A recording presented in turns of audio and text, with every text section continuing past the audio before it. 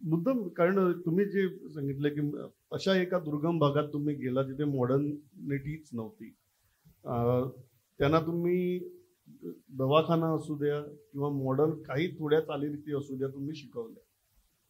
हे बॅलन्स कसं घडवलं? काय होतं की आपण लहानपणापासून मॉडर्न जगात राहून सुद्धा आपल्याला कधी कधी हे बॅलन्स जमत नाही. पहिल्यांदा आम्ही बदललो,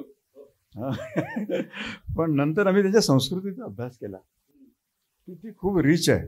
आपण अंधश्रद्धा सोडून देऊ, म्हणजे बळी देणे, नरबळीची प्रथा होती. आणि पण याचं ॲज अ कम्युनिटी खूप चांगले त्यांचे नियम आहे, अलिखित नियम, की चोऱ्या करायच्या नाही. आता झाडाला फळं लागले, पीक आलं, श्रद्धा आहे त्यांची. देवाला प्रसाद दिल्याशिवाय आपण कापणी करायची नाही, तर मग चोऱ्या केल्या तर पापच लागेल. म्हणजे मग चोऱ्या त्या भागात नाही. गरिबी असून कोणी भीक मागत नाही.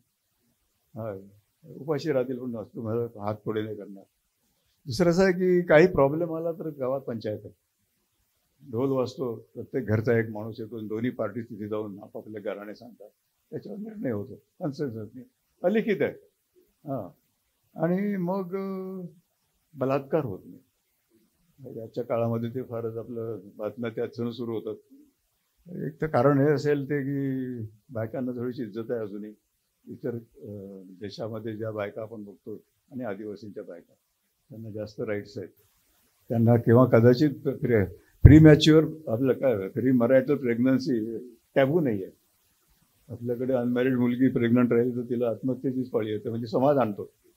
तर इथे ती समाजापुढे, पंचायत पुढे उभे राहून सांगते की हा मुलगा रिस्पॉन्सिबल आहे. एकतर मग त्याच्याशी लग्न कर, आणि त्याने नाही म्हणून सांगितलं तर दंड भरायचा. दंड भरल्यावरती दुसऱ्या मुलाशी लग्न करू शकते. हे प्रॅक्टिकल आहे, इतकं फ्री आहे त्यांच्याकडे. त्याच्यामुळे बलात्काराच्या केसेस नव्हत्या. तर या चांगल्या ज्या त्यांच्यातल्या ज्या प्रथा आहेत या टिकाव्या,